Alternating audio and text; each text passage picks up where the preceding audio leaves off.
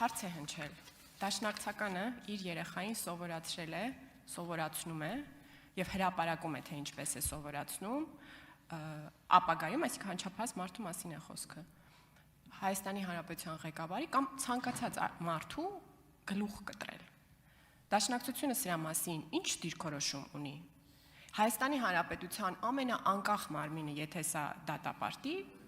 ոչ մի խնդիր օրենսդիրը սրանում չի կարող տեսնել։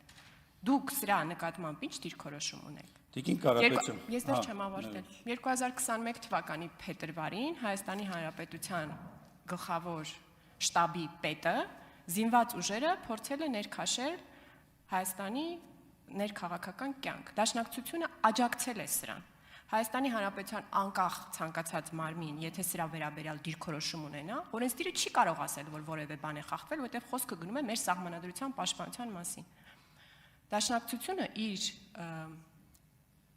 հավաքներից առաջ թույլ է տվել, որպեսզի հոգևորականները քաղաքական ելույթներ ունենան։ Մեր սահմանադրության մեջ գրված է եկեղեցին եւ պետությունը անջատեն, ավելի ճիշտ կրոնական կազմակերպությունները անջատեն պետությունից։ Ինչու է դաշնակցությունը թույլ տվել քաղաքականապես այդ չեզոք մարմնի, որ սահմանադրության մեջ այդպես նախադասությամբ գրված է, ելույթ ունենալ այդ հավաքներից առաջ։ Ես 3 դրվագ մեջ բերեցի, բայց առհասարակ դաշնակցության ու մեր սահմանադրության հարաբերությունները մեղմ ասած շատ աղոտ են։ Եվ եթե որևէ մարդ դիրքորոշում է հայտնում սրա վերաբերյալ, դա չեզոքության, զսպվածության խախտում չէ, որտեղ բոլորը սահմանադրությունն ու դրա արժեքները պաշտպանելու իրավունք ունեն։ Այլ բան, որ դուք չեք կարողանում ձեր ելույթի մեջ հիմնավորեք, թե այդ ինչն է, որ սրա մասին չի, գուցե մեկ ուրիշ բանի մասին է, բայց դուք այդ քննարկման մեջ չեք մտնում։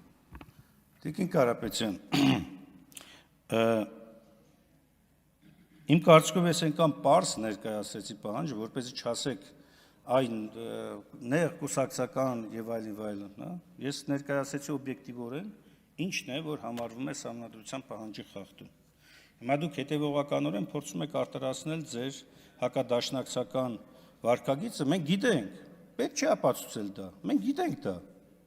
Եվ ամենևին պետք չի նոր հեքիաթներ հորինել, նոր իրավիճակներ, չեղած իրավիճակներ նկարագրել ու ասել, այ դաշնակցությունը ինչպես է։ Վերջից սկսեմ, հա։ Վերջին եթե չեմ սխալվում, զինված ուժերի ներգրավման մասին էր, չէ՞ ոնց որ։ Հա։ Զինված ուժ։ Ուրեմն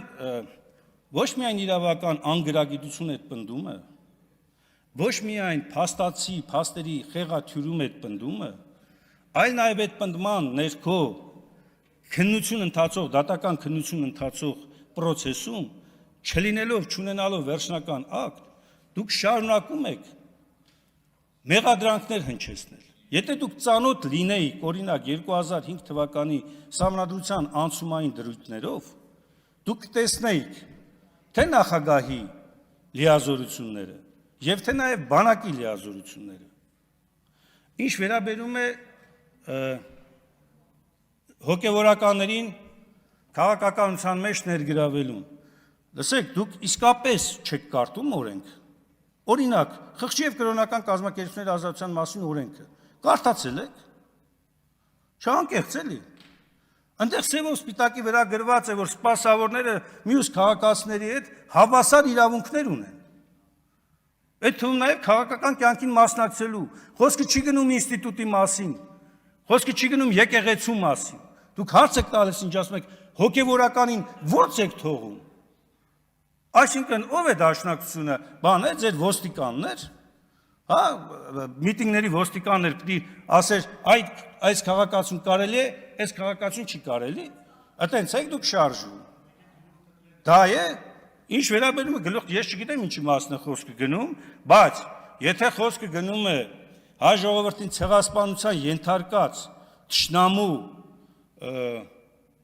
վրեժխնդիր լինելու մասին, այո, ես կիսում եմ այդ տեսակետը։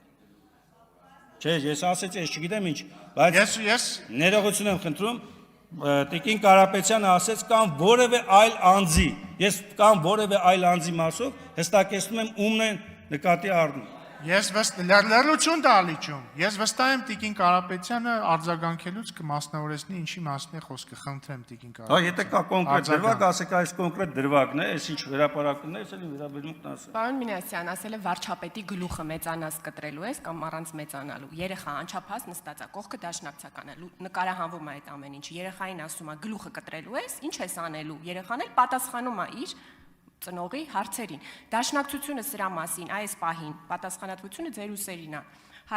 Եթե դիրքորոշում ունի, թող հայտնի, որ մենք հասկանանք առհասարակ դաշնակցության ու մեր սահմանադրության հարաբերությունները, որովհետև եթե դուք հիմա դիրքորոշում հստակ դատապարտող չասեք, որ չի կարելի այդպիսի բան երեխային սովորացնել, մի ընդհատեք ինձ, թողեք ավարտի։ ապա Հայաստանի Հանրապետության ամենաանկախ բոլոր մարմինները այդ ձեր արարքի հանդեպ իրավունք ունեն դիրքորոշում հայտնելու։ Եվ եթե չհայտնեն, դա խնդիր կլինի։ Տեսեք, դուք նորից մի բան եք նկարագրում, որը ծանոթ չեմ ես։ Կապ չունի դաշնակցական է, թե դաշնակցական չի։ Նման արտահայտություն Հայաստանի Հանրապետության քաղաքացու հանդեպ անընդունելի եւ դատապարտելի է։ Այսինքն, ըստ ինչ կար բան անելու։ Մի հատ էլ նկարագրում եք sense սիրուն, դաշնակցական, sense հաստատ լավ է չասեցիք, բանը Մաուզերն ու թուրնել դրած էր կողքը, ասում էր, այգն, այս վարքագիծը ձեր այս նկարագրած հենց բնութագրում է ձեր հայ ժողովրդի նկատմամբ բռնության քարոզի էությունը հենց դուք եք այ քարոզ անում եւ թշնամու նկատմամբ այդ սիրո արտահայտությունը որ հետներ սենց են վատ մսավաճառի նման փափուկ մսի հետ մի եկա ոսկոր է սենց տալիս ու որ քաշն ապահովի բերում մցնում եք այլ մարդկանց այո այլ մարդկանց առումով վերահաստատում եմ հայ ժողովրդի ցեղասպանության ենթարկած անձանց նկատմամբ անհանդուրժելի եմ ես եւ դաշնակցությունը սա կարծում եմ քննարկման ենթակա չի սեր չեմ կարող ունենալ այն